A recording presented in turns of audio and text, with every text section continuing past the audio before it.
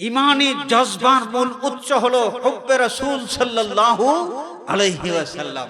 এই দুনিয়ার অপশক্তি যতগুলো আছে, ইসলাম বিদ্বেষী অপশক্তিগুলোর থেকে মুসলিম মিল্লাতকে রক্ষা করতে হলে, মুসলিম মিল্লাতকে বিজয়ী রাখতে হলে হুব্বে রাসূল, আদবে রাসূল, তাজিমে রাসূল আমাদের অন্তরের মধ্যে ধারণ করতে হবে শক্তভাবে। আশ্চর্যের বিষয়ে আপনারা দেখবেন, খুব খেয়াল করে দেখবেন, সৌদি আরবের বিভিন্ন মসজিদে দৈনন্দিন আমলের কথা আছে লেখা, আরবি ভাষায় লেখা আছে।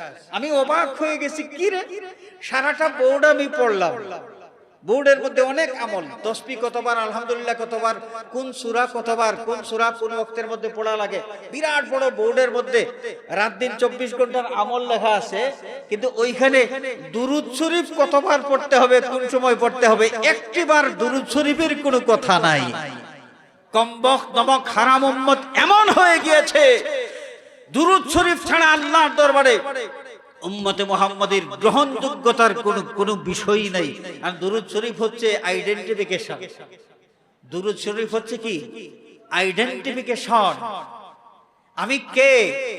আল্লাহর কুদরতের কদমে সেজদা করতেছি, আমি কে? কি আমার পরিচয়? যখন আমি দুরূদ শরীফ পড়বো, আমার পরিচয় আল্লাহর কাছে স্পষ্ট আমি পেশ করব যে আমি আখিরি জামানার নবীর উম্মত, আমার নবীর প্রতি আমি দুরূদ পড়তেছি। এই দুরূদ শরীফ নাই। তো দুরূদ শরীফ ছাড়া কোনো ইবাদত আল্লাহর দরবারে কবুল হয়? হাদিস শরীফের মধ্যে এসেছে, বান্দা যখন দোয়া করে, সেই দোয়া আসমান এবং জমিনের মাঝখানে ঘোরাঘুরি করে, আসমান এবং জমিনের মাঝখানে ঘোরাঘুরি করে আল্লাহর দরবারে সেই দোয়া পৌঁছে না। কেন? কোন দোয়া? যেই দোয়ার মধ্যে দুরূদ শরীফ নাই, যেই দোয়ার মধ্যে কি নাই? দুরূদ শরীফ নাই। হাদিস শরীফের মাধ্যমে আল্লাহর নবী সাল্লাল্লাহু আলাইহি ওয়াসাল্লাম নিজেই জানিয়ে দিয়েছেন যে দোয়া করার মতো একটা গুরুত্বপূর্ণ ইবাদত, এটা আল্লাহ রাব্বুল আলামিনের কাছে গ্রহণযোগ্য হয় না দুরূদ শরীফ ছাড়া। আর রাত দিন 24 ঘন্টা আপনি কি ইবাদত করবেন? দুরূদ শরীফ ছাড়া যে ইবাদত আল্লাহ রাব্বুল আলামিন কবুল করবেন।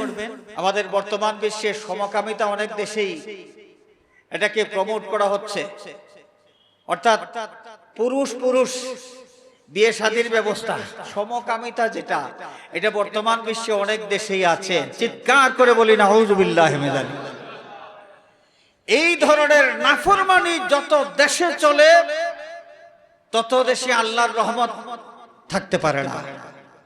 যতই সম্পদ হোক, দেশ রাষ্ট্র যতই উন্নত হোক, সেই দেশে শান্তি থাকতে পারে না।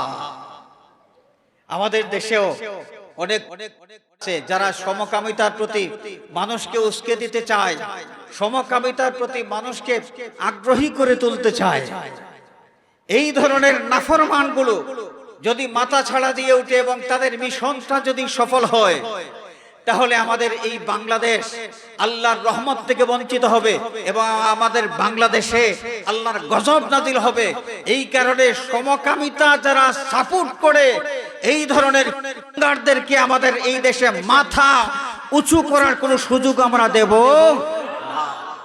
রাহে জন্নত মে হমে জব রুখ লে কর রোবিয়া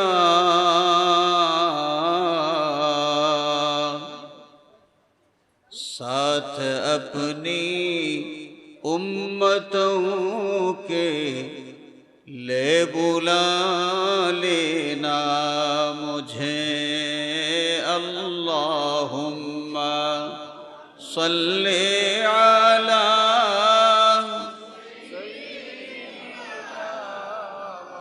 मौलाना मुहम्मद व अला आली सय्यिदीना।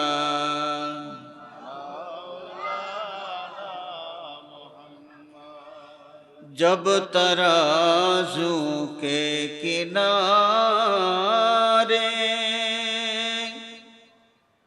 आप ही होंगे खड़ा,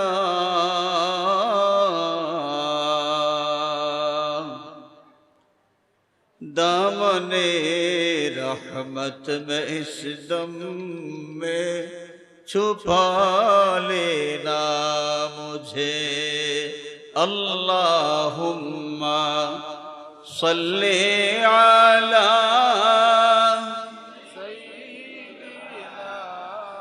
मौलाना मुहम्मद व अला आलि सय्यिदिना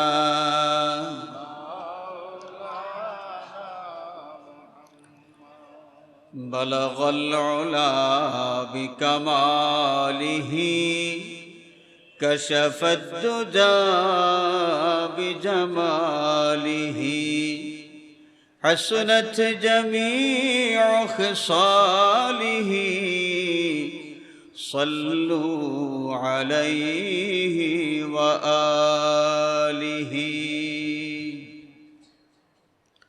अखबादुना मजरूहतुन मिन सैफि हिज्रिल मुस्तफा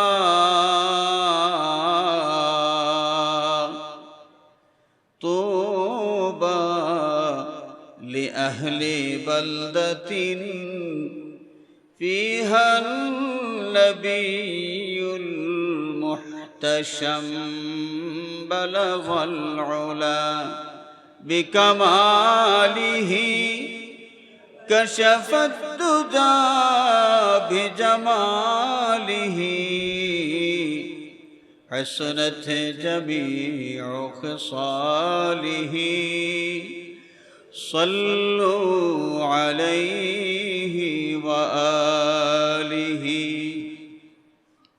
सुब्हानक ला इल्म लना इल्ला मा अल्लमतना इन्नक अंतल अलीमुल हकीम रब्बि इश्रह ली सदरी वयस्सिर ली अमरी वहलुल उक़दतम मिन लिसानी यफ़क़हू क़ौली। ঐতিহ্যবাহী আউশকান্দি ইয়াকুবিয়া হাফিজিয়া দাখিল মাদ্রাসার উদ্যোগে আয়োজিত আজিমুশান বার্ষিক ওয়াজ মাহফিলের সম্মানিত সভাপতি, আল্লাহ পাকের দরবারে লাখো কোটি শুকরিয়া,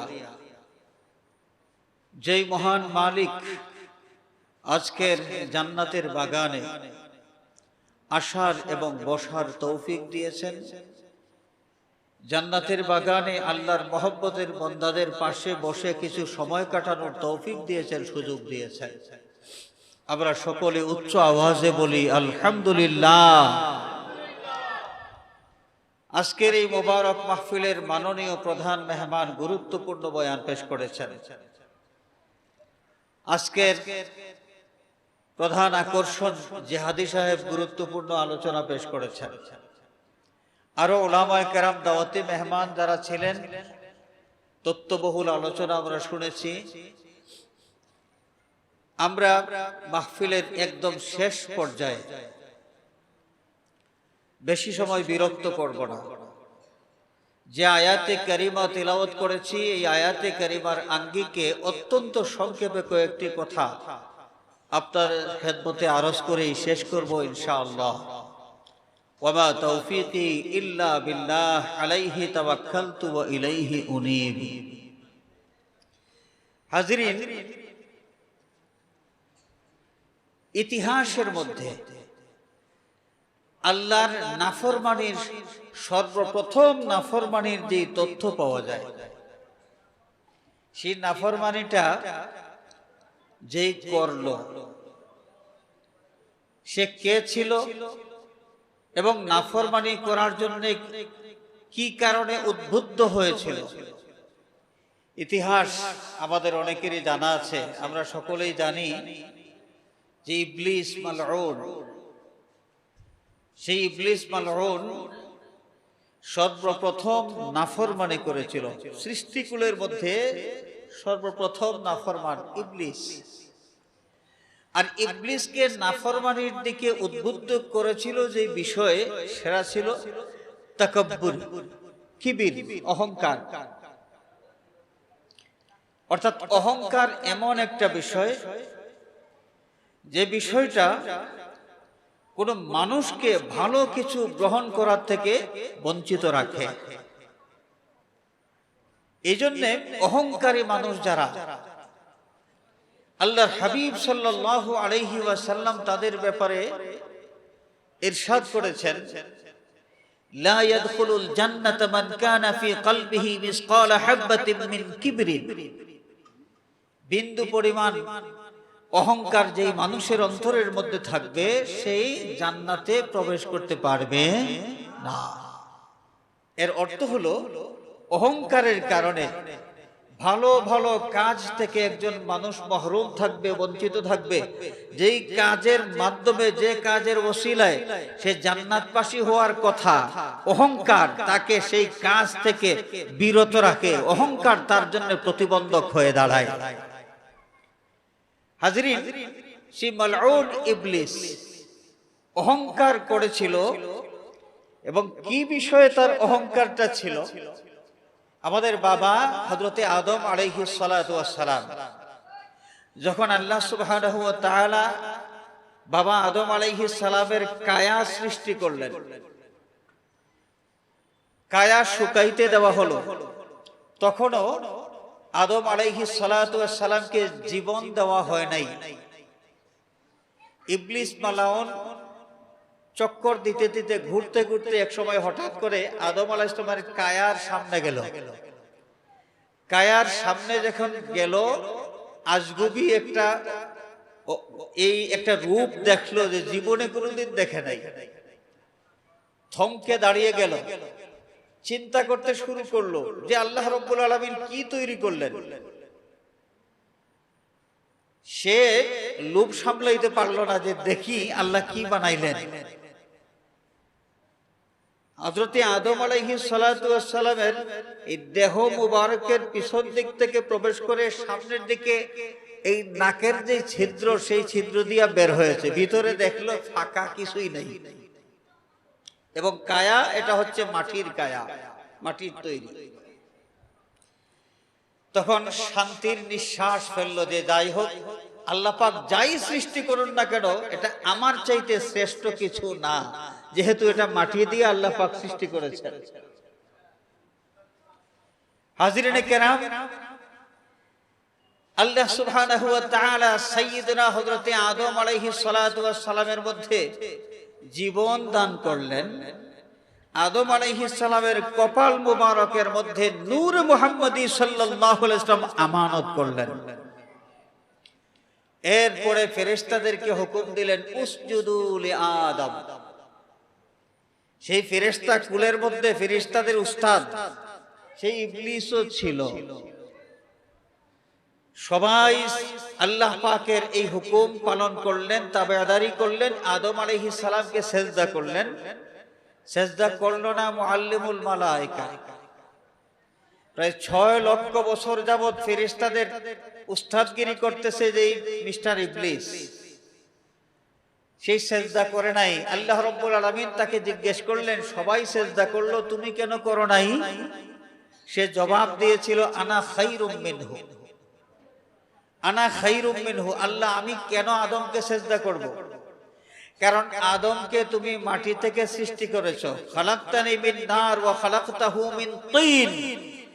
আমাকে তুমি আগুন থেকে সৃষ্টি করেছো, আর আদমকে সৃষ্টি করেছো মাটি দিয়া। আমার যুক্তি বলে, মাটির চাইতে আগুনের পাওয়ার বেশি, আগুনের মর্যাদা বেশি।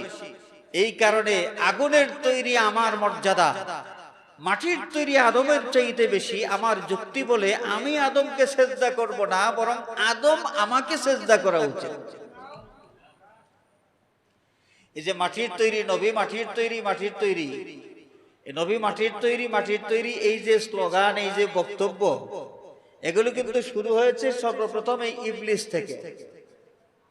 বিশ্ববিখ্যাত মুহাদ্দিস ইমাম কুস্তুলানী রাহমাতুল্লাহ আলাইহি তিনি তার লেখা মাওয়াহিবুল লাদুনিয়া এই কিতাবের মধ্যে উল্লেখ করেছেন যে ইবলিস মালউন যখন সেজদার হুকুম পাইল, হুকুম পাওয়ার পরে বাবা আদম আলাইহিস সালাতু ওয়াস সালাম থেকে বাবা আদম আলাইহিস সালাম সম্পর্কে সে চিন্তা করেছে তিনি তো মাটির তৈরি। ওই যে আদমের কায়া দেখেছিল, এই মাটির তৈরি কায়া, এইটা নিয়েই শুধু তার চিন্তা ছিল। কিন্তু আদম আলাইহিস সালামের কপাল মোবারকের মধ্যে নূরে মুহাম্মদী সাল্লাল্লাহু আলাইহি ওয়াসাল্লাম যে আমানত করা হয়েছিল, সেই নূরে মুহাম্মদীর দিকে সে তাকায় নাই, কারণ তাকানোর প্রয়োজন মনে করে নাই। সে তো আদমের কায়া আগের থেকেই দেখেছে। সে মনে করেছে মাটির তৈরি কায়া, এই মাটির তৈরি কায়ার আদম, সেই আদমের চাইতে আমার মর্যাদা বেশি। ইমাম কুস্তুলানী রাহমাতুল্লাহি আলাইহি তিনি বলেন যে এই অভিশপ্ত ইবলিস, মালউন ইবলিস, যদি আদমকে মাটির তৈরি না বলে বরং আদম আলাইহিস সালামের কপাল মুবারকের নূরে মুহাম্মদী সাল্লাল্লাহু আলাইহি ওয়াসাল্লামের দিকে তাকানোর চেষ্টা করত এবং নূরে মুহাম্মদী যদি সে দেখতো, তাহলে সেও আদম আলাইহিস সালামকে সিজদা করত। কিন্তু কপাল পোড়া, নূরে মুহাম্মদী দেখা তার কপালে জুটে নাই। মাটির তৈরি এই স্লোগান নিয়েই সে বিভোর ছিল।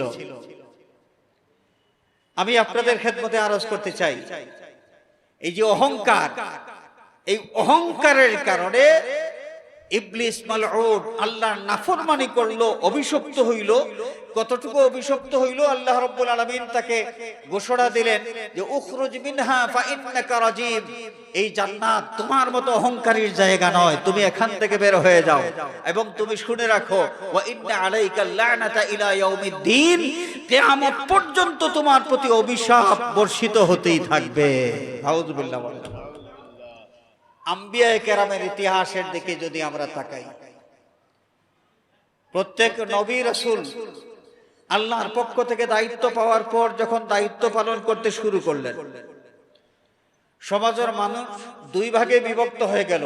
আমাদের মনে রাখতে হবে, প্রত্যেক নবী রাসূলের যুগে মানুষ দুই ভাগ ছিল, এক ভাগ মুমিন আর এক ভাগ কাফির। আর ব্যতিক্রম আমাদের নবী আখেরি জামানার নবীর যুগ, ওইখানে মানুষ তিন ভাগে বিভক্ত হয়েছে।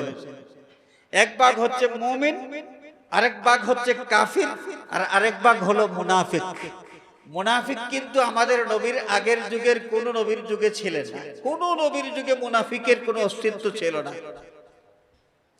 তো আম্বিয়ায়ে কেরাম যখন দায়িত্ব পালন করতে শুরু করলেন, মানুষ দুই ভাগে বিভক্ত হয়ে গেল। একদল মানুষ আম্বিয়ায়ে কেরামকে সম্মান করেছে, নবীদের পক্ষ থেকে যখন দাওয়াত পাইল, দাওয়াত পাওয়ার পর দাওয়াত কবুল করলো, ঈমান আনলো, হেদায়েতের পথ গ্রহণ করলো।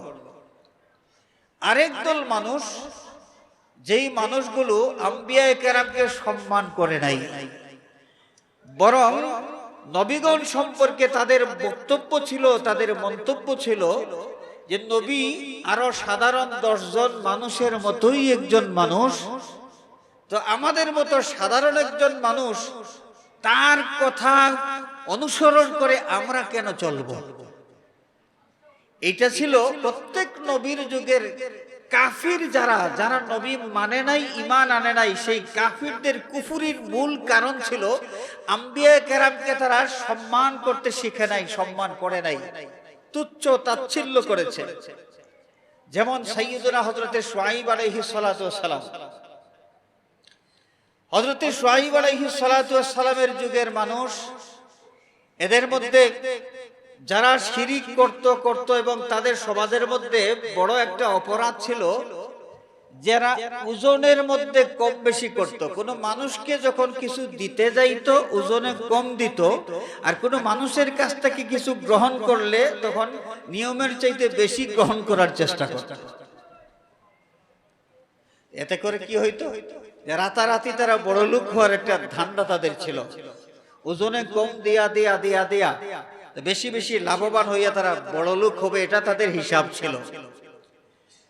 সাইয়্যিদুনা হযরতে শুআয়ব আলাইহিস সালাতু ওয়াস সালাম তাদেরকে যখন এই ব্যাপারে নিষেধ করলেন, বুঝাইলেন যে তোমরা মানুষের কাছ থেকে কিছু গ্রহণ করার সময় বেশি গ্রহণ করো আর দেওয়ার সময় কম দাও, এটা তো ঠিক নয়। এই বদভ্যাস তোমাদের ছাড়তে হবে। শুআয়ব আলাইহিস সালাতু ওয়াস সালামের কওমের মানুষ যারা, তারা এই কথা শোনার পর বলেছিল, কি বলেছিল? শুআয়ব, আমরা মনে করেছিলাম তোমার মধ্যে বুদ্ধি শুদ্ধি কিছু আছে, এখন দেখি তুমি সমাজের মধ্যে সবচেয়ে বড় একজন বোকা মানুষ। আমরা কত সুন্দর কৌশল করে বেশি বেশি কামাই করার চেষ্টা করতেছি, আমরা ধনী হওয়ার একটা ব্যবস্থা আমরা করেছি, আর তুমি আমাদেরকে এই কাজ থেকে নিষেধ করে আমাদেরকে গরিব বানিয়ে দিতে চাও। তোমার কথা মানব না এবং তোমাকে আমরা বোকা মনে করতেছি। হযরতে শুআয়ব আলাইহিস সালাতু ওয়াস সালামকে তারা তুচ্ছ তাচ্ছিল্য করলো। এবং সেখানে আছে এই শুআয়ব আলাইহিস সালামকে তারা কিভাবে মনে করত? আরো 10 জন মানুষের মতোই সাধারণ একজন মানুষ তারা মনে করত। এবং এরা তো সরাসরি বোকা বলে মন্তব্যও করেছে। কোরআনে কারীমের মধ্যে আল্লাহ রাব্বুল আলামিন তাদের এই বক্তব্যটা উল্লেখ করেছেন। ঠিক এমনি ভাবে সাইয়্যিদুনা হযরতে লূত আলাইহিস সালাতু ওয়াস সালাম যখন তাদের উম্মত লূত আলাইহিস সালামের উম্মতের মধ্যে কিছু পাপাচারিতা ছিল, শিরিক ছিল এবং পাপাচারিতা ছিল, তিনি যখন তাদেরকে সমকামিতা থেকে নিষেধ করলেন। সমকামিতা, আমাদের বর্তমান বিশ্বে সমকামিতা অনেক দেশেই এটাকে প্রমোট করা হচ্ছে, অর্থাৎ পুরুষ পুরুষ বিয়ে শাদীর ব্যবস্থা।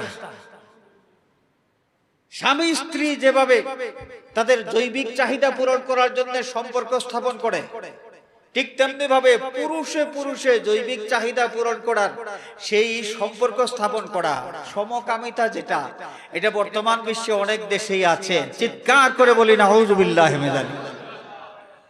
এই ধরনের নাফরমানি যত দেশে চলে তত দেশে আল্লাহর রহমত থাকতে পারে না। যতই সম্পদ হোক, দেশ রাষ্ট্র যতই উন্নত হোক, সেই দেশে শান্তি থাকতে পারে না। আমাদের দেশেও অনেক কুলাঙ্গার আছে যারা সমকামিতার প্রতি মানুষকে উস্কে দিতে চায়, সমকামিতার প্রতি মানুষকে আগ্রহী করে তুলতে চায়। এই ধরনের নাফরমানগুলো যদি মাথা ছাড়া দিয়ে উঠে এবং তাদের মিশনটা যদি সফল হয়, তাহলে আমাদের এই বাংলাদেশ আল্লাহর রহমত থেকে বঞ্চিত হবে এবং আমাদের বাংলাদেশে আল্লাহর গজব নাজিল হবে। এই কারণে সমকামিতা যারা সাপোর্ট করে, এই ধরনের কুলাঙ্গারদেরকে আমাদের এই দেশে মাথা উঁচু করার কোনো সুযোগ আমরা দেব না। সাইয়্যিদুনা লূত আলাইহিস সালাতু ওয়াস সালাম সমকামিতার থেকে যখন তাদেরকে নিষেধ করলেন, লূত আলাইহিস সালামের কওমের মানুষ তুচ্ছ তাচ্ছিল্য করলো এবং বলল, বেটা পরেশগারি দেখাও, তোমার মতো পরেশগারি এলাকায় থাকতে পারবে না, তোমাকে আমরা আমাদের এলাকার থেকে বের করে দেব। নাউযুবিল্লাহ বলেন। তার মানে কি? লূত আলাইহিস সালাতু ওয়াস সালামকে তারা তুচ্ছ তাচ্ছিল্য করেছে, সম্মান করে নাই। এই কারণে লূত আলাইহিস সালামের কথাও মানে নাই, তার প্রতি ঈমানও আনে নাই। ঠিক তেমনি ভাবে হযরতে সালেহ আলাইহিস সালাতু ওয়াস সালামের ইতিহাস কোরআনে পাকের মধ্যে আল্লাহ রাব্বুল আলামিন উল্লেখ করেছেন। এবং এই প্রত্যেক নবী সম্পর্কে কাফির যারা ছিল, কাফিরদের বক্তব্য ছিল, মা হাযা ইল্লা বাশারুম মিসলুকুম। নূহ আলাইহিস সালাতু ওয়াস সালাম সম্পর্কে কাফির যারা, তারাও মানুষকে এইভাবে বুঝাইতো যে মা হাযা ইল্লা বাশারুম মিসলুকুম। হযরতে লূত আলাইহিস সালাতু ওয়াস সালাম সম্পর্কে কাফির নেতারা সাধারণ মানুষকে বুঝাইতো, মা হাযা ইল্লা বাশারুম মিসলুকুম। হযরতে সালেহ আলাইহিস সালাতু ওয়াস সালামের উম্মতের কাফির যারা, কাফির নেতারা সাধারণ মানুষকে বুঝাইতো, মা হাযা ইল্লা বাশারুম মিসলুকুম। তাহলে কি বোঝা গেল? কোরআনে পাকে আল্লাহ রাব্বুল আলামিন আম্বিয়া কেরামের যে ইতিহাস তুলে ধরেছেন, সেই ইতিহাস স্টাডি করলে সার মর্ম যেটা পাওয়া যায়, যে কাফির যারা, নবী যারা মানে নাই, ঈমান যারা আনে নাই, ঈমান থেকে মানুষকে বিরত রেখেছে, যে বিষয়ে, সেটা হলো নবীকে সম্মান না করা, নবীকে তুচ্ছ তাচ্ছিল্য করা এবং নিজেরা অহংকার করা। নিজেরা অহংকার করে নিজেদেরকে অনেক কিছু মনে করেছে, আম্বিয়ায়ে কেরামকে সম্মান করে নাই, ভক্তি করে নাই, শ্রদ্ধা করে নাই, যার কারণে আম্বিয়ায়ে কেরামের পক্ষ থেকে দাওয়াত পাওয়ার পর সেই দাওয়াতও তারা কবুল করে নাই। আমাদের নবী করিম সাল্লাল্লাহু আলাইহি ওয়াসাল্লামের যুগে নবীজি যখন মক্কায় দাওয়াত দিতে শুরু করলেন,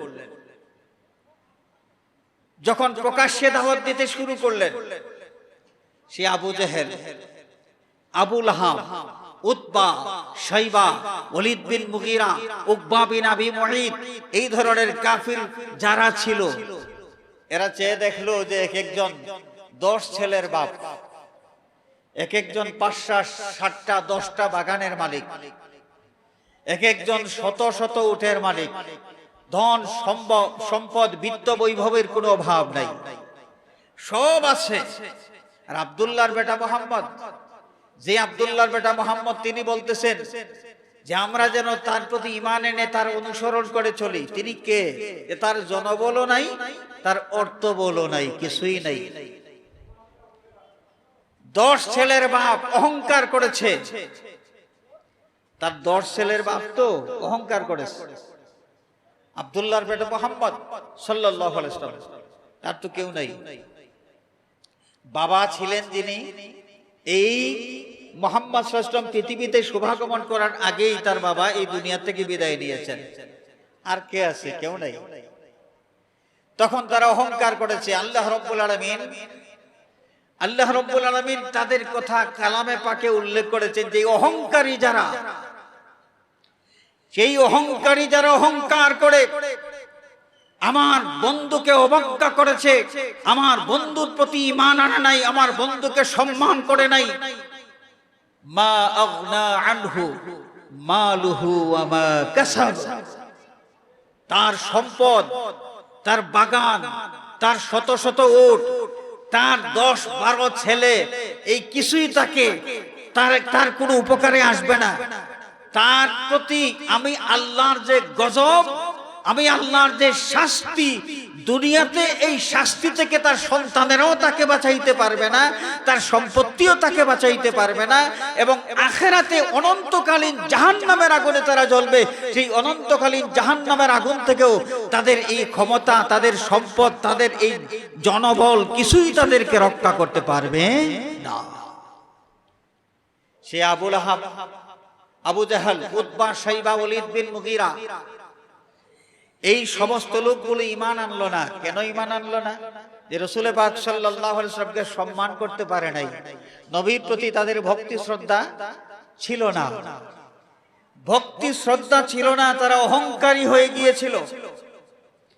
এই ভক্তি শ্রদ্ধা না থাকার কারণে, অহংকার থাকার কারণে ঈমান থেকে তারা বঞ্চিত হয়েছিল, তারা ঈমান আনে নাই। আর ঠিক উল্টা নবীর সাহাবায়ে কেরামের ইতিহাস যদি আমরা দেখি, আল্লাহর নবীর সাহাবায়ে কেরাম তাদের অবস্থা কেমন ছিল? রাসূল পাক সাল্লাল্লাহু আলাইহি ওয়াসাল্লামের সাহাবায়ে কেরাম যারা দয়াল নবীর জন্য প্রাণ কুরবান করতে সব সময় প্রস্তুত ছিলেন, দুনিয়ার যে কোনো ত্যাগ স্বীকার করতে তারা সব সময় প্রস্তুত ছিলেন, সেই সাহাবায়ে কেরাম নবীর প্রতি তাদের সম্মান কেমন ছিল? একটা উদাহরণ দেই। আল্লাহর হাবিব সাল্লাল্লাহু আলাইহি ওয়াসাল্লাম হিজরত করে যখন মদিনা শরীফ তশরিফ নিলেন, মদিনায় তশরিফ নেওয়ার পরে আমরা জানি সাইয়্যিদনা হযরতে আবু আইয়ুব আনসারী রাদিয়াল্লাহু তাআলা আনহুর বাড়িতে আল্লাহর হাবিব সাল্লাল্লাহু আলাইহি ওয়াসাল্লাম তশরিফ নিলেন। আবু আইয়ুব আনসারী রাদিয়াল্লাহু তাআলা আনহুর বাড়িটা একটু টিলার মতো ছিল, বাড়ি সমতল ছিল না। এই উঁচু অংশ ঘর ছিল, নিচু অংশ ঘর ছিল। রাসূল পাক সাল্লাল্লাহু আলাইহি ওয়াসাল্লাম আবু আইয়ুব আনসারী রাদিয়াল্লাহু তাআলা আনহুর বাড়ির সমতল যে অংশ আছে, সমতল অংশকে পছন্দ করলেন এবং এই সমতল অংশের মধ্যে ঘর, এই যে ঘর ছিল, এই ঘরে বসবাস করতে শুরু করলেন। সুবহানাল্লাহ বলেন। সমতল অংশে বসবাস করতে এই স্থানটা পছন্দ করলেন কেন? যে বাহিরের থেকে সাহাবায়ে কেরাম আসবেন, নবীর সাথে সাক্ষাৎ করবেন। তো সমতল ভাগে যদি আল্লাহর নবীর ঘর থাকে, নবীর সাথে মোলাকাত করা সহজ হবে। আর বাড়ির উপরের দিকে হইলে মানুষের কষ্ট হবে। এই জন্য আল্লাহর নবী নিজেই সমতল অংশটা পছন্দ করেছেন। রাসূল পাক সাল্লাল্লাহু আলাইহি ওয়াসাল্লাম এই ঘরে আরাম করেছেন। সাইয়্যিদনা হযরত আবু আইয়ুব আনসারী রাদিয়াল্লাহু তাআলা আনহু তার পরিবার পরিজন সহ যেই ঘরের মধ্যে অবস্থান করছিলেন, সেই ঘরটা ছিল উপরে, একটু উপরে উঁচু অংশে ছিল। রাতের বেলা তো হাই হতাশ শুরু হয়ে গেছে। আবু আইয়ুব আনসারী রাদিয়াল্লাহু তাআলা আনহু এখন ঘুমাইতেছেন না। তিনি চিন্তা করতেছেন যে আমি কি করে এই উঁচু অংশে ঘুমাই, যে বাড়ির নিচে আল্লাহর নবী আরাম করেছেন, আর নবী পাক সাল্লাল্লাহু আলাইহি ওয়াসাল্লামের ঘরের উপরে আমি শুইব। আমার যে দেহটা আল্লাহর হাবিব সাল্লাল্লাহু আলাইহি ওয়াসাল্লামের দেহ মোবারকের উপরে অবস্থান করবে, উপর অংশে আমি থাকব, এইটা তো হইতে পারে না। অশান্তির মধ্যে সারা রাত না ঘুমাইয়া ঘরের কোনো মানুষকেও ঘুমাইতে দেন নাই। শেষ পর্যন্ত আল্লাহর হাবিব সাল্লাল্লাহু আলাইহি ওয়াসাল্লামের খেদমতে হাজির হয়েছেন। রাসূল পাক সাল্লাল্লাহু আলাইহি ওয়াসাল্লামের খেদমতে হাজির হয়ে আরজ করেন, ইয়া রাসূলুল্লাহ, আমি তো একটা ভুল করেছি। আপনি এই বাড়ির নিচের অংশে থাকবেন আর আমি থাকবো উপরের অংশে, এটা তো হয় না। আমার ঘুম হয় নাই, সারা রাত আমি ঘুমাইতে পারি নাই। শেষ পর্যন্ত তিনি ওই ঘরে রাত্রি যাপন না করে নিচে এক জায়গায় নেমে রাত্রি যাপন করার পর রাতের শেষে আল্লাহর হাবিবের খেদমতে হাজির হয়ে আরজ করেন, ইয়া রাসূলুল্লাহ, আমি চাই মেহেরবানি করে আপনি আমার বাড়ির উপরের যে ঘরটা আপনি পছন্দ করবেন সেখানে আরাম করবেন, এবং নিচের অংশের এই সমতল অংশের যে ঘর, এই ঘরটা আমি বসবাস করব। আল্লাহর নবী সাল্লাল্লাহু আলাইহি ওয়াসাল্লাম ফরমাইলেন, আবু আইয়ুব, আমি তো এই সমতল অংশটা পছন্দ করেছি একটা মানুষের আমার সাথে মোলাকাতের সুবিধার জন্য। আবু আইয়ুব আনসারী রাদিয়াল্লাহু তাআলা অনুরোধ করতে শুরু করলেন যে, ইয়া রাসূলুল্লাহ, আমি ঘুমাইতে পারবো না, আপনি এখানে থাকবেন, আর আমি উপরের ঘরে আমি ঘুমাইতে পারবো না, না ঘুমাইয়া আমি থাকতে হবে, আমি নিচে কোথাও থাকবো। শেষ পর্যন্ত আল্লাহর হাবিব সাল্লাল্লাহু আলাইহি ওয়াসাল্লাম সাইয়্যিদুনা আবু বকর হযরতে আবু আইয়ুব আনসারী রাদিয়াল্লাহু তাআলা আনহুর এই মিনতি রক্ষা করতে গিয়ে রাজি হয়ে গেলেন যে ঠিক আছে, আমি বাড়ির উপরের অংশের সেই ঘরে থাকবো। সুবহানাল্লাহ। আমি আপনাদের খেদমতে আরজ করতে চাই যে দেখেন, আল্লাহর নবী নিজে পছন্দ করেছেন সমতল ভূমির ঘর, নিজে পছন্দ করেছেন। আবু আইয়ুব আনসারী রাদিয়াল্লাহু তাআলা তিনি যদি উপরের অংশে থাকতেন, তার অপরাধ ছিল না, কিন্তু তার মানসিকতা আল্লাহর নবীর প্রতি ভক্তি এবং শ্রদ্ধা এত প্রবল ছিল যে নবী নিচে থাকবেন এটা যখনই স্মরণ হয় তিনি আর ঘুমাইতে পারেন না, বাধ্য হয়ে তিনি এই ঘর ছেড়েছেন। সাহাবায়ে কেরামের এই যে নবীজি সাল্লাল্লাহু আলাইহি ওয়াসাল্লামের প্রতি এমন শ্রদ্ধাবোধ ছিল, ভক্তি ছিল, এই কারণে ঈমানের উপর তারা অটল অবিচল ছিলেন। ঈমানী শক্তিও তাদের প্রবল ছিল, এবং তাদের ঈমানী শক্তি দেখে, ঈমানী জোর দেখে দুনিয়ার সমস্ত কাফির মুশরিকেরা তারা ভীত সন্ত্রস্ত ছিল। মুসলমান দেখলেই তারা ভয় করত, বাবারে এদের যে জজবা, এদের সামনে টিকা যাবে না। দেখেন, হুদাইবিয়ার সন্ধি হয়েছে, আল্লাহ নবী সাল্লাল্লাহু আলাইহি ওয়াসাল্লাম প্রায় মাত্র ১৫০০ মতো সাহাবী তাদেরকে নিয়ে যখন কাবা শরীফ তাওয়াফ করার জন্য মক্কা নগরীতে তাশরিফ নিলেন, কাবা শরীফ থেকে কিছু দূরে বর্তমানে যে এলাকার নাম হলো সুমাইসি, তৎকালীন নাম ছিল হুদাইবিয়া, এই স্থানে অবস্থান করলেন। এখানে লম্বা ইতিহাস আছে, লম্বা ইতিহাসের দিকে আমি যাব না। সংক্ষেপ কথা হলো, আল্লাহর নবী যখন এখানে থামলেন, মক্কার কাফির মুশরিক যারা, তারা আস্তে আস্তে প্ল্যান করলো যে ইসলামের নবীকে পেয়েছি, ইসলামের নবী এবং নবীর অনুসারী সুদ্ধা সকলকে একসাথে শেষ করে দেব। তারা আল্লাহর হাবিব সাল্লাল্লাহু আলাইহি ওয়াসাল্লাম এবং সাহাবায়ে কেরামকে শহীদ করে দেওয়ার প্ল্যান পরিকল্পনা করতেছে, প্রস্তুতি গ্রহণ করতেছে। তো এই মুসলমান কাফেলার উপর আক্রমণ করার আগে তাদের শক্তি যাচাই করা দরকার, কি পরিমাণ শক্তি নিয়ে তারা এসেছে। এই শক্তি যাচাই করার জন্য মক্কার দানা মুরব্বী আমরা বুঝি তো, মাথাওয়ালা মুরব্বী, মেধাবী দানা মুরব্বী প্রথমে বুদাইল বিন ওয়ারাকা, আখনাস বিন সুরাইক, প্রথমে আখনাস বিন সুরাইককে তারা পাঠাইলো যে মুরব্বী সাহেব আপনি দেখেন মুসলমানদের কি অবস্থা, আমরা আক্রমণ করলে পারবো তো? আখনাস বিন সুরাইক আল্লাহর নবী সাল্লাল্লাহু আলাইহি ওয়াসাল্লাম যেখানে অবস্থান করেছেন এখানে হাজির হওয়ার পর অবস্থা দেখলেন, পর্যবেক্ষণ করলেন, যাইয়া মক্কায় রিপোর্ট করলেন, আমার ভাইয়েরা আমার মনে হয় আক্রমণ করলে আমরা সুবিধা করতে পারবো না। তার রিপোর্ট তারা শুনলেন। এর চাইতে আরো বেশি জ্ঞানী একজন মুরব্বী বুদাইল বিন ওয়ারাকা, বুদাইল বিন ওয়ারাকাকে দ্বিতীয় পর্যায়ে তারা পাঠালেন। তিনি আসলেন, আসার পর অবস্থা পর্যবেক্ষণ করলেন। পর্যবেক্ষণ করার পরে তিনি যাইয়া রিপোর্ট করলেন, বললেন ভাইয়েরা মুসলমানদের যে অবস্থা, আমরা যদি আক্রমণ করি মনে হয় তাদের সাথে কুলাইয়া উঠতে পারবো না। নেগেটিভ মন্তব্যটা, নেগেটিভ না, অভিযান তাদের উপর আক্রমণ করা যাবে না। সর্বশেষ তারা দানা মুরব্বী এমন একজনকে পাঠাইলো যিনি কয়েকটা দেশ ভ্রমণ করেছেন, বিভিন্ন দেশের সৈন্য সামন্ত সম্পর্কে তার অনেক বেশি জ্ঞান আছে। উরওয়া বিন মাসউদ, উরওয়া বিন মাসউদকে তারা পাঠাইলেন ফাইনাল রিপোর্ট সংগ্রহ করার জন্য। তিনি আসলেন। তিনি আসার পর এখানে অনেক কাহিনী ছিল, অনেক কাহিনী ছিল। উরওয়া বিন মাসউদ রাসূল পাক সাল্লাল্লাহু আলাইহি ওয়াসাল্লামের পাশাপাশি বসলেন এবং তিনি ছিলেন মক্কার মুরব্বী আর আমাদের নবীজি ছিলেন মুসলমানদের মুরব্বী। তো দুই পক্ষের মুরব্বীদের সাথে যখন দ্বিপক্ষীয় আলোচনা হয় তৎকালীন নিয়ম ছিল সামনাসামনি বসবেন, সামনাসামনি বসবেন এবং একজন আরেকজনের গায়ে হাত দিয়া তারা আলাপ আলোচনা করতে পারবেন, এটা নিয়ম ছিল, নিয়ম। উরওয়া বিন মাসউদ সামাজিক নিয়ম অনুযায়ী আল্লাহর নবী সাল্লাল্লাহু আলাইহি ওয়াসাল্লামের দাড়ি মুবারকের মধ্যে হাত দিয়া কথা বলতে শুরু করলেন।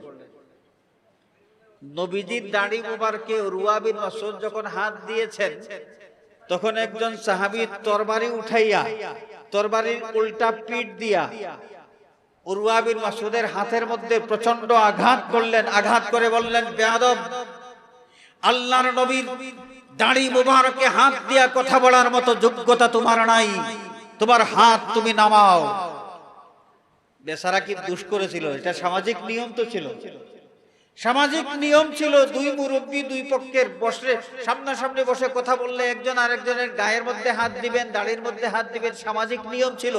নিয়ম অনুযায়ী উরওয়া বিন মাসউদ তো সেই লোকটা তো এই নিয়মের বাহিরে কোনো কাজ করে নাই, কিন্তু সাহাবায়ে কেরাম খেপে গিয়েছেন। সাহাবায়ে কেরাম খেপে গিয়েছেন কি কারণে? এ দুনিয়ার সাধারণ যে মুরব্বী, দুনিয়ার কোন সাধারণ মুরব্বীর সাথে আল্লাহর নবী সাল্লাল্লাহু আলাইহি ওয়াসাল্লামের কোনো তুলনা চলে না। সুবহানাল্লাহ। সাহাবী তরবারির আঘাত দিয়ে বলেন, ওরে বেয়াদব, আল্লাহর নবী সাল্লাল্লাহু আলাইহি ওয়াসাল্লাম তোমাদের সমাজের অন্য কোন মুরব্বীর মতো নন, যে নবীর মর্যাদার সাথে কারো কোনো তুলনা চলে না। সুতরাং সামাজিক নিয়ম থাকলেও আল্লাহর নবী সাল্লাল্লাহু আলাইহি ওয়াসাল্লামের দাড়ি মুবারকে হাত দিয়া কথা বলার যোগ্যতা তোমার নাই। তাহলে সাহাবায়ে কেরাম আল্লাহর নবীকে কিভাবে দেখেছেন, কি ভক্তি শ্রদ্ধা ছিল। হাজিরিনে কেরাম, উরওয়া বিন মাসউদ রাসূল পাক সাল্লাল্লাহু আলাইহি ওয়াসাল্লামকে এবং মুসলমানদেরকে ভীত সন্ত্রস্ত করে দেওয়ার জন্য একটা কথা বলেছিল। সে বলেছিল যে, আব্দুল্লাহর বেটা মুহাম্মদ, তুমি তো আমাদের এই মক্কা এলাকার মানুষ, দলবল নিয়ে এসেছো তোমার বাপদাদার দেশের মানুষকে হত্যা করার জন্য, তাদের উপর আক্রমণ করার জন্য, তাদেরকে আক্রমণ করার জন্য। আর এই যাদেরকে সাথে নিয়ে এসেছো, সাহাবায়ে কেরামকে দেখাইয়া বলতেছে, এই তোমার আশেপাশে যারা আছে, তোমার বাপদাদার দেশের মানুষ যখন তোমার উপর ঝাঁপাইয়া পড়বে, তোমার উপর আক্রমণ করবে, তখন তোমার সাথের এই যারা আছে এদের কাউকে তুমি খুঁজে পাবে না, সবাই প্রাণ নিয়ে পালাবে, আত্মরক্ষা করবে, আর তুমি একা একা মায়ের খাওয়া লাগবে। যখনই উরওয়া বিন মাসউদ এই কথা বলেছে, ধমকে বগলা উড়াইয়া দেওয়া, যেটা ধমকে বগলা উড়াইয়া দেওয়া, যে উরওয়া বিন মাসউদ মানুষটা চালাক ছিল, বুদ্ধিমান। এই মুসলমানদের অবস্থা দেখে বুঝতে পারছে যে এই মুসলমানরা যদি খেপে যায় তাহলে এই মক্কার মানুষ এরা কুলাইয়া উঠতে পারবে না, এদের সাথে যদি যুদ্ধ লাগে, জেহাদ লাগে, তাহলে মক্কার মানুষ মায়ের খাইতে হবে, মুসলমানদেরকে মারা যাবে না। তাহলে কোনোভাবে যদি তাদেরকে এখান থেকে মদিনায় ফেরত পাঠানো যায়, এই ধমকে বগলা উড়াইয়া দেওয়ার জন্য উরওয়া বিন মাসউদ যখনই এই কথা বলেছেন, তখন সাইয়্যিদনা হযরতে আবু বকর সিদ্দিক রাদিয়াল্লাহু তাআলা আনহু পাশে ছিলেন। যে আবু বকর সিদ্দিক রাদিয়াল্লাহু তাআলা আনহু জীবনে কোনো মানুষকে গালিগালাজ করেন নাই, তার জীবনের ইতিহাসের মধ্যে এমন কোনো রেকর্ড নাই, এমন কোনো ঘটনা নাই যে আবু বকর সিদ্দিক অমুক ব্যক্তিকে একটা কঠোর ভাষায় কথা বলেছেন, নাই। সেই আবু বকর সিদ্দিক রাদিয়াল্লাহু তাআলা আনহু খেপে গিয়েছেন। নবীর সামনে যখন একজন মানুষ বেয়াদবের মতো কথা বলতেছে, নবীর শানে বেয়াদবি করতেছে, আল্লাহর নবীর সামনে বেয়াদবিমূলক বক্তব্য সাইয়্যিদুনা হযরত আবু বকর সিদ্দিক রাদিয়াল্লাহু তাআলা আনহু সহ্য করতে পারেন নাই এবং প্রচন্ড একটা গালি দিয়েছেন, যে গালিটার অর্থ খুবই খারাপ, খুবই খারাপ ভাষায় একটা গালি দিয়েছেন, যেটা আমি আপনাদের সামনে এখানে প্রকাশ করা সম্ভব না। প্রচন্ড খারাপ ভাষার একটা গালি দিয়েছেন। আমি আপনাদের খেদমতে আরজ করতে চাই, এই যে আল্লাহর নবীর সাহাবায়ে কেরাম নবীজিকে কোন দৃষ্টিকোণ থেকে দেখেছেন, নবীর প্রতি ভক্তি, শ্রদ্ধা, এইগুলো ছিল তাদের ঈমানী শক্তি, ঈমানী শক্তির মূল চালিকা। ঈমানী জজবা, ঈমানী জজবা কেন ছিল? যে আল্লাহর নবী সাল্লাল্লাহু আলাইহি ওয়াসাল্লামের প্রতি তাদের ভক্তি ছিল, শ্রদ্ধা ছিল। হাজরিনে কেরাম, এই কারণে খন্দকের যুদ্ধে আমার নবীজি সাল্লাল্লাহু আলাইহি ওয়াসাল্লাম যখন পাথরে আঘাত করেছেন, আমাদের জানা আছে তো, খন্দকের যুদ্ধে আল্লাহর নবী সাল্লাল্লাহু আলাইহি ওয়াসাল্লাম যখন খন্দক খনন করতে গিয়া পাথর পড়লো, খন্দক খনন করা যাচ্ছে, গর্ত করা যাচ্ছে না, আল্লাহর নবীজি তশরিফ নিলেন, আঘাত করলেন, এবং এই সময় রাসূল পাক সাল্লাল্লাহু আলাইহি ওয়াসাল্লামের পেট মুবারকে পাথর বাঁধা দেখা গিয়েছিল। সুবহানাল্লাহ। আঘাত যখন শাবল উঠাইছেন, সাথে সাথে পেটের দিক, নবীজির পেট মুবারকের দিকটা একটু খালি হয়েছে, দেখা গেছে আল্লাহর হাবিবের পেট মুবারকের মধ্যে ওইখানে পাথর বাঁধা। সুবহানাল্লাহ। যাই হোক, সেই অনেক ঘটনা। আল্লাহর নবী পাথরের মধ্যে আঘাত করলেন, আগুনের ফুলকি উঠল। রাসূল পাক সাল্লাল্লাহু আলাইহি ওয়াসাল্লাম সাথে সাথে ফরমাইলেন, আল্লাহু আকবার, পারস্য বিজয় হয়ে গেছে। আরেকবার আঘাত করলেন, আগুনের ফুলকি উঠল। আল্লাহর নবী ইরশাদ ফরমাইলেন, আল্লাহু আকবার, রোম বিজয় হয়ে গিয়েছে। সুবহানাল্লাহ। আল্লাহ ইয়া জিন্দাবাদ। হাজরিনে কেরাম, চিন্তা করেন, মদিনা শরীফ রক্ষা করা যখন এটা চিন্তার বিষয় ছিল যে কাফির মুশরিকেরা মদিনা শরীফ আক্রমণ করবে, কাফির মুশরিকদের হাত থেকে মদিনা শরীফ রক্ষা করার জন্য যখন খন্দক খনন করা হচ্ছিল, আর আল্লাহর নবী তখন ঘোষণা দিচ্ছেন পারস্য বিজয় হয়ে গিয়েছে, রোম বিজয় হয়ে গিয়েছে।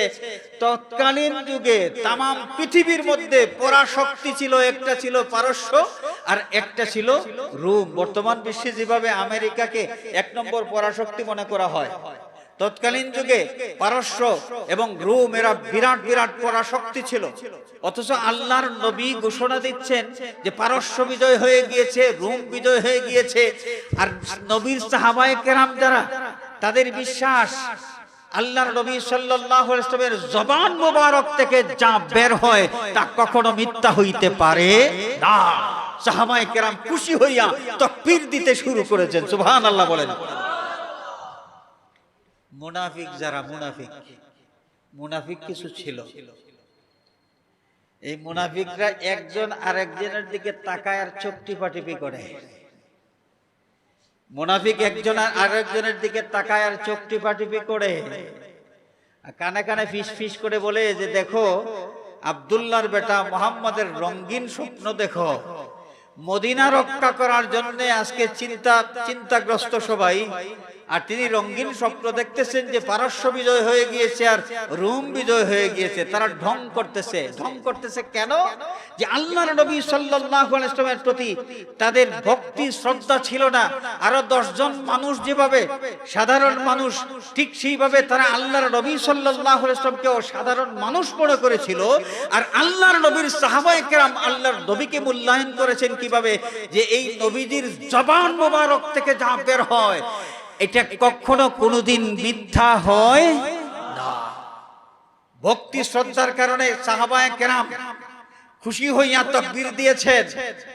আর ভক্তি শ্রদ্ধা নবীর প্রতি না থাকার কারণে মুনাফিকের গোষ্ঠী আল্লাহর নবীকে নিয়ে ঠাট্টা মশকরা করেছে।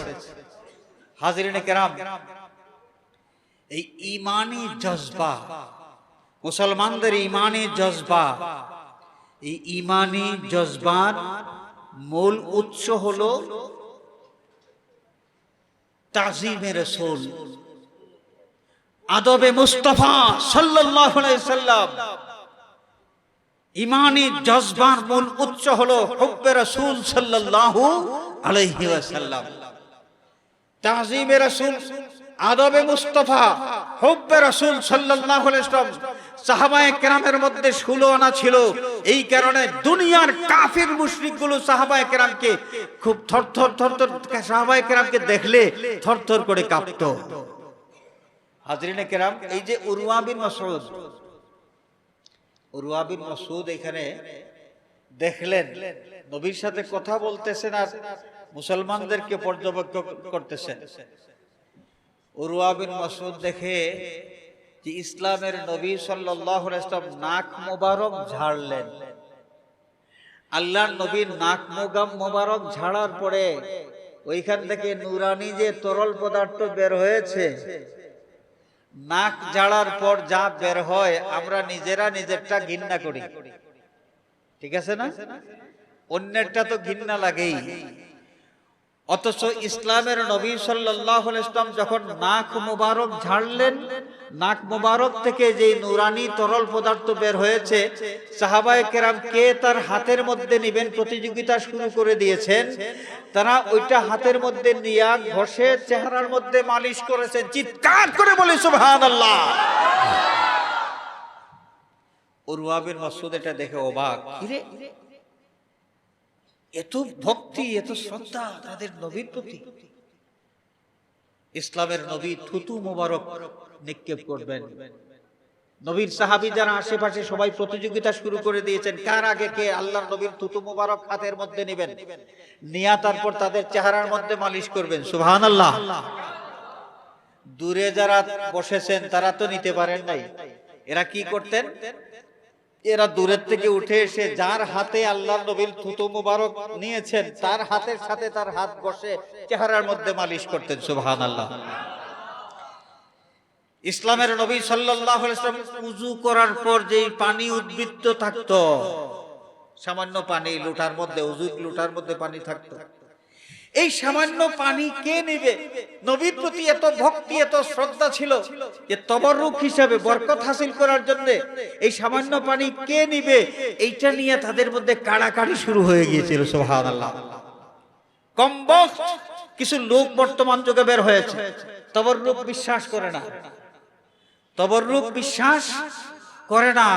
এই কমবক্ত গুলো বর্তমান বিশ্বে এই ছড়িয়ে ছিটিয়ে আছে। শুরু হয়েছিল কোথা থেকে? সেই ইবনে ওয়াহাব নজদিদ থেকে এটা শুরু হয়েছিল যে তবররুক, এটাকে তারা শিরিক মনে করে, কোনো কিছু থেকে বরকত হাসিল করা, যার কারণে আল্লাহর নবী সাল্লাল্লাহু আলাইহি ওয়াসাল্লামের হাত মোবারক দ্বারা যে খেজুরের গাছগুলো রোপণ করেছিলেন সাইয়্যিদনা হযরতে সালমান ফারসি রাদিয়াল্লাহু তাআলা নূর বাগানের, সেই খেজুর গাছগুলো দীর্ঘদিন পর্যন্ত ছিল।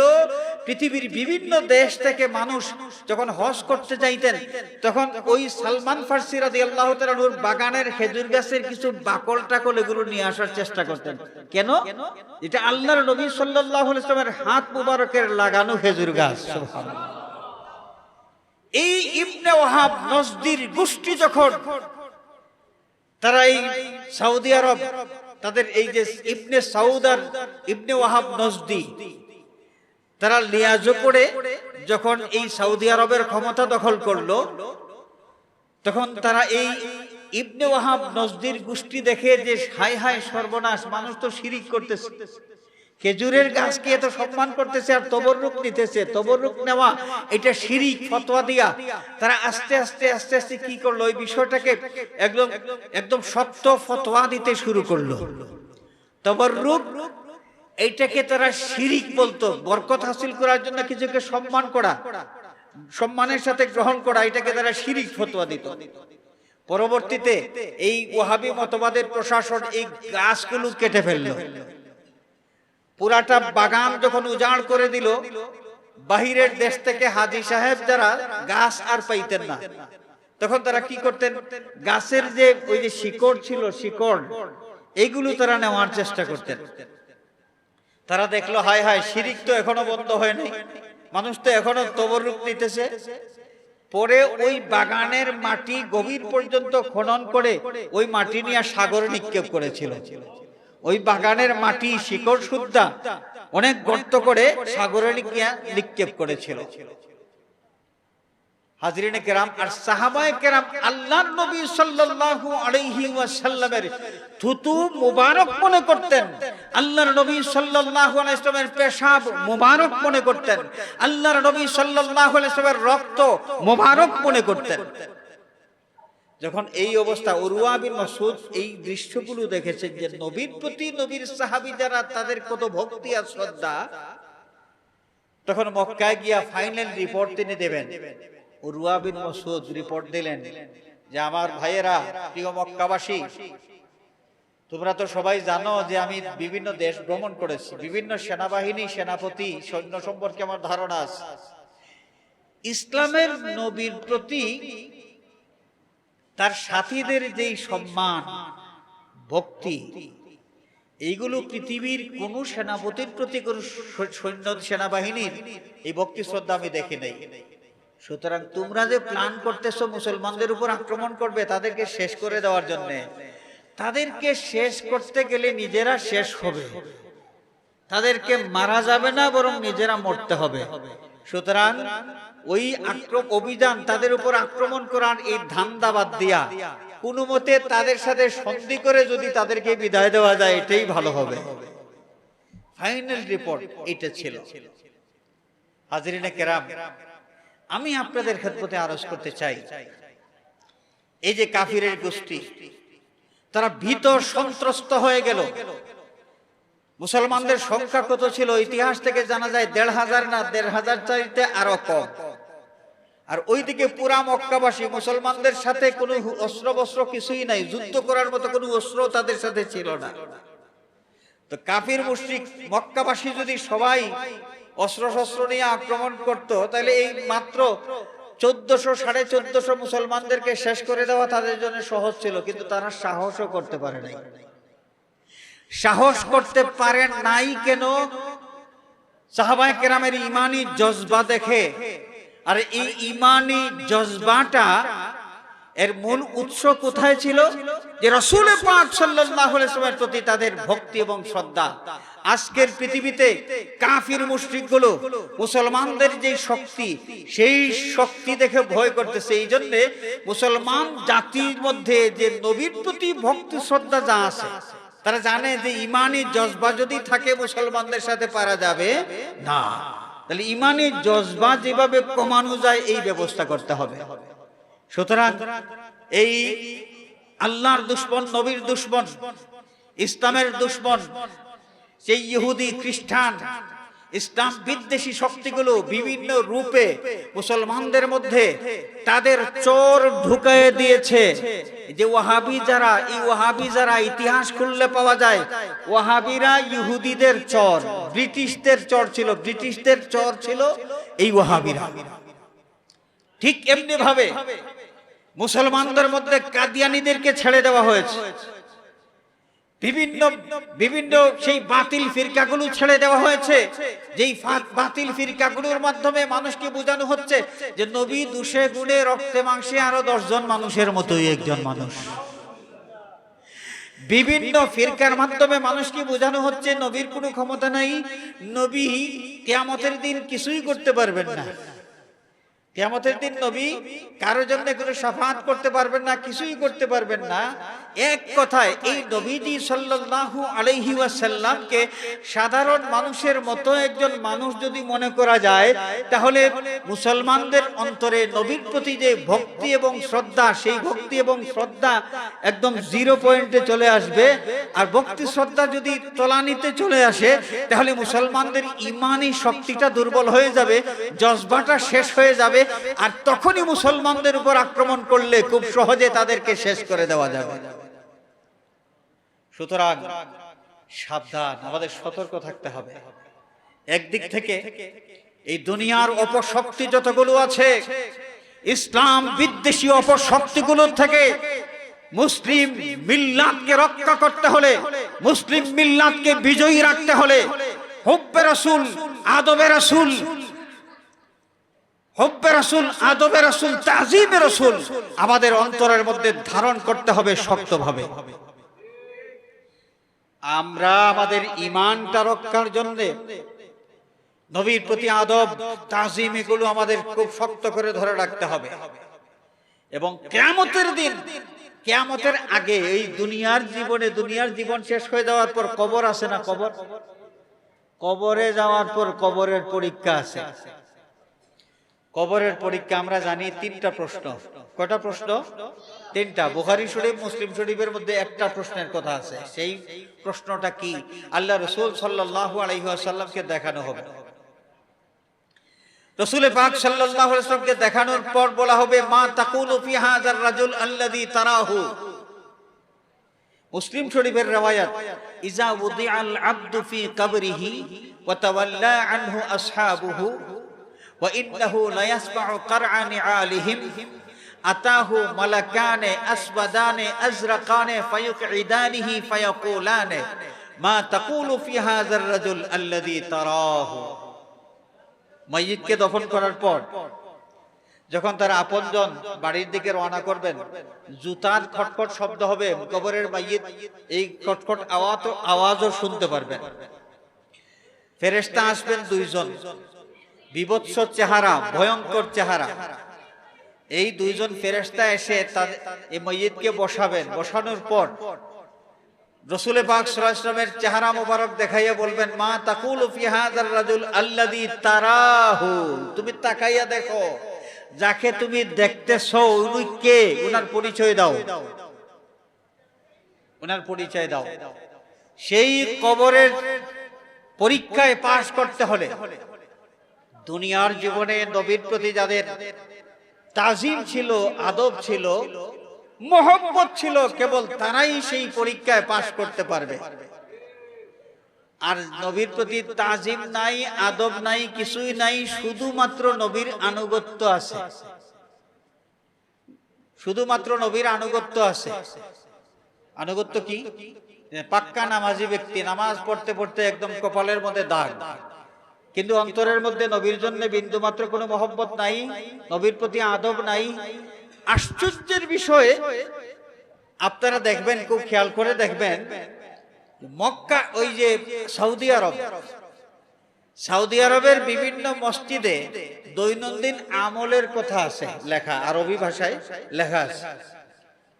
একটা বোর্ড টানিয়ে দেওয়া হয়েছে, প্রতিদিন আপনি কি কি আমল করবেন, কোন ওয়াক্তের মধ্যে কোন নামাজের পরে কোন সূরা পড়বেন, সব আছে। ইস্তেগফার কতবার পড়বেন, তাসবিহ কতবার পড়বেন, সব আমল দেওয়া আছে। এই দৈনন্দিন 24 ঘন্টার আমল দেওয়া হলো, ওইখানে একবারও দুরূদ শরীফের কোনো কথা নাই।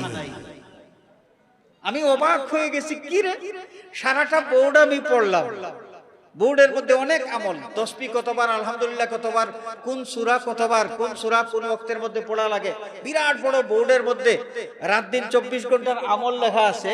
কিন্তু ওইখানে দুরূদ শরীফ কতবার পড়তে হবে, কোন সময় পড়তে হবে, একটিবার দুরূদ শরীফের কোনো কথা নাই। কমবখ নমক হারাম উম্মত এমন হয়ে গিয়েছে, দুরূদ শরীফ ছাড়া আল্লাহর দরবারে উম্মতে মুহাম্মাদের গ্রহণযোগ্যতার কোনো বিষয়ই নাই। আর দুরূদ শরীফ হচ্ছে আইডেন্টিফিকেশন। দুরূদ শরীফ হচ্ছে কি? আইডেন্টিফিকেশন। আমি কে?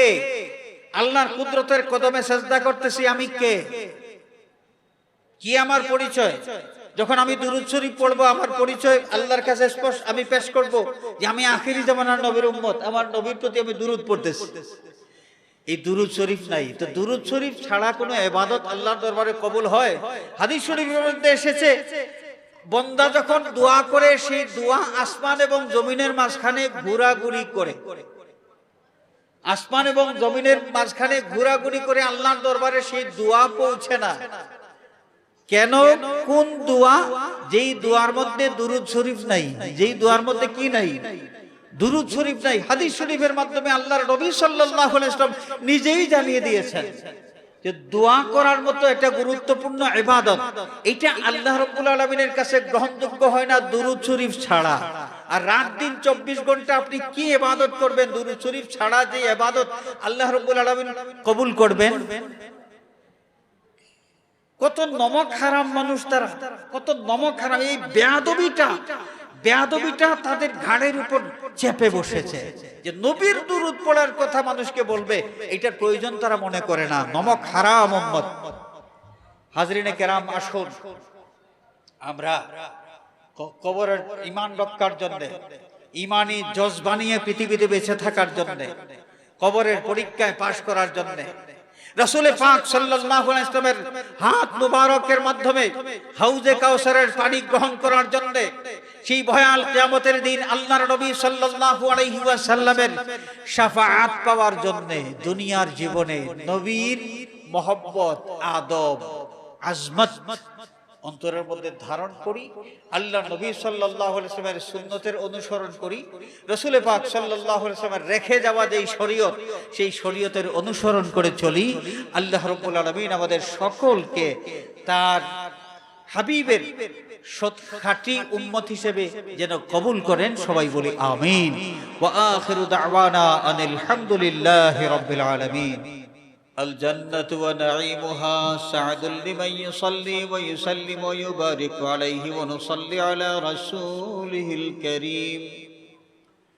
ولما تم من حمله صلى الله عليه وسلم شهران على أشهر الأقوال المروية، توفي بالمدينة الشريفة المنورة أبوه عبد الله، وكان قد اجتاز بأخواله بني عدي من الطائفة النجارية، ومكث فيهم شهرا ستيما يعانون سقمه وشكواه. ولما تم من حمله صلى الله عليه وسلم على الراجح 9 أشهر قمرية، وآن للزمان أن ينجلي عنه صداه، حضرت أمه ليلة مولده آسية ومريم في نسوة من الحظيرة القدسية، وأخذها المخاض فولدته صلى الله عليه وسلم.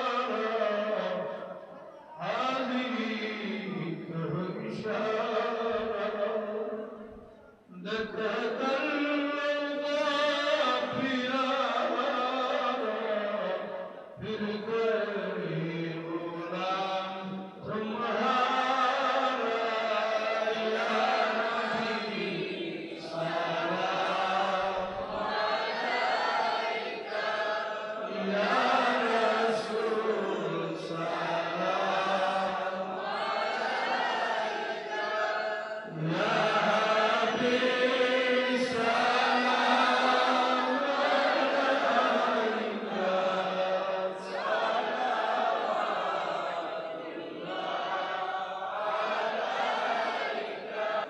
آمين.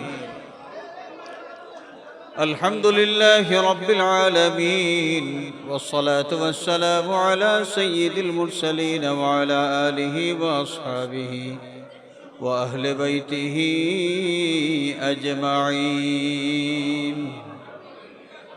اللهم صل على سيدنا محمد وعلى آله وأصحابه وبارك وسلم. اللهم صل على بدر التمام، اللهم صل على نور الظلام، اللهم صل على مفتاح دار السلام، اللهم صل على الشفيع في جميع الأنام. رب اغفر لي ولوالدي وارحمهما كما ربياني صغيرا. رب ارحمهما كما ربياني صغيرا. رب ارحمهما كما ربياني মওলা, এই মোবারক মাহফিলে তোমার অসংখ্য মায়ার বান্দা হল উলামায়ে কেরাম, হুফাজে কেরাম, আয় আল্লাহ তোমার মকবুল বান্দা হলর হাত হলরে ওসিলা লইয়া আমি গুনাহগার ভিখারির বেশে হাত বাড়াইছি। আল্লাহ আমি গুনাহগারের হাত রে কবুল ফরমাও, আহলে মজলিস তামামর হাত খানাইতরে কবুল ফরমাও। আয় আল্লাহ জানিয়া না জানিয়া দোষ করছি রে বাবা, তোমার দরবারে আসামি বনে গেছি। নিজের দোষ স্বীকার করিয়া তওবা করিয়া রমণি তোমার হাবিবের ওসিলায় আমরা রে মাফ করি দে। যতদিন হায়াতে রাখবে মওলা, সুস্থ রাখিয়া শান্তি তোমার গোলামি করাইও। আয় আল্লাহ আমরা জিন্দা মুর্দা মাই বাবারে মাফ করি দেও। আয় আল্লাহ অসুস্থ মাই বাবারে শিফায়ে কামিলা আদিলা এনায়েত ফরমাও। আল্লাহ সাদা কাপড় পিন্দাইয়া যে মাই বাবারে আন্দার কবর রাখি দিছি মওলা, আমরার কবরবাসী মাই বাবারে গরিক রহমত ফরমাও। আল্লাহ যদি কোনো দোষের কারণে হাত খোলা লাগিয়ে আটকিয়ে থাকুন, আওলাদ হলর চকুর পানির বাইসাও আর মাই বাবার হাত খোলা ছুটাই দাও। আল্লাহ আমরার দাদা দাদি নানা নানি খেস আকরিব যত মুর্দার হক আমরার উপরে আছে তামাম রে মাফ করে দেও। তোমার হাবিব और জিন্দা মুর্দা তামাম উম্মত রে মাফ করে দাও। আয় আল্লাহ বৃহত্তর আউশখান্দি এলাকার তামাম মুর্দেগান রে গরিক রহমত ফরমাও। আল্লাহ খাস করে মাদ্রাসার খেদমত গুজার মানুষ যারা কবরের বাসিন্দা বনে গেছে, তারার কবরের উপরে রহমতের ঝড়ি জারি করে দাও ইয়া আল্লাহ। আল্লাহ এই মাদ্রাসার খেদমত গুজার মানুষ যারা জিন্দা আছেন, ম্যানেজিং কমিটির সদস্য মন্ডলী, এলাকার দিন দরদি মানুষ, এই মাদ্রাসারে যারা মহব্বত করেন, আয় আল্লাহ তোমার হাবিবার ওসিলায় তারা দুনিয়া আখিরাত রে উজালা করে দাও। আল্লাহ তোমার হাবিবার ওসিলায় তারার খানদান রে উজালা করে দাও। আল্লাহ আমরার বেকস বিমারি হলর ভাই দয়ার নজর ফরমাও। তোমার কুদরতি দওয়াখানার হাওলা করিয়া রে আল্লাহ শিফায়ে কামিলা দিলা এনায়েত ফরমাও। আল্লাহ বিদেশের জমিনও আমরার ভাই বিরাদর আওলাদ আত্মীয় স্বজন দ্বারা সহি সালামতে রাখো। আয় আল্লাহ, বিদেশ বহুত মানুষ বহুত নমুনার অসুবিধার মাঝে আছে, কেউ লিগে লইতে পাররা না, কেউ খামখাজ মিলাইতে পাররা না। ও মৌলাই বেপানা অগলরে পানা দেও, লিগে লইবার লাগি যত তার দরকার লাগে তোমার কুদরত থেকে তুমি সাহায্য করিয়া মিলাইয়া দেও ইয়া আল্লাহ।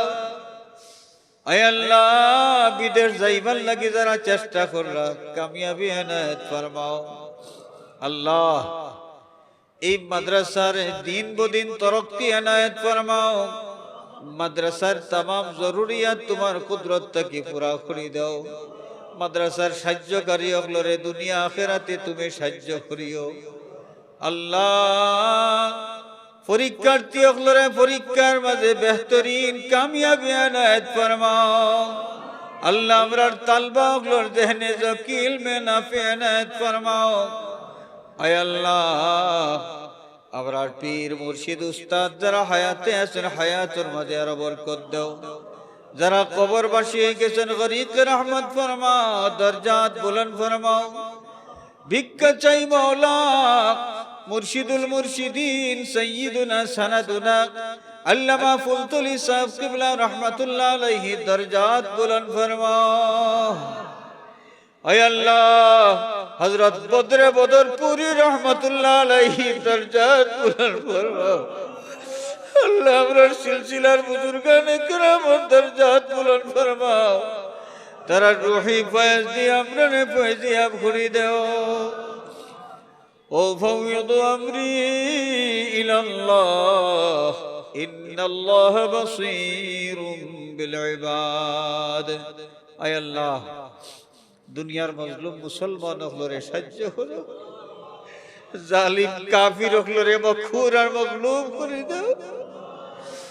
বাংলাদেশের উপরে রহমতের নজর ফরমাও। আয় আল্লাহ, আমরার ব্যবসায়ী ভাই আপনার ব্যবসার মাঝে খয়র আর বরকত এনায়েত ফরমাও। আয় আল্লাহ, এই বাজার খানা তুমি খয়র আর বরকত জারি করে দাও। সাল্লাল্লাহু আলা সাইয়্যিদিনা মুহাম্মাদিন ওয়া আলিহি ওয়া আসহাবিহি আজমাইন ওয়াল হামদুলিল্লাহি রাব্বিল আলামিন। আমিন।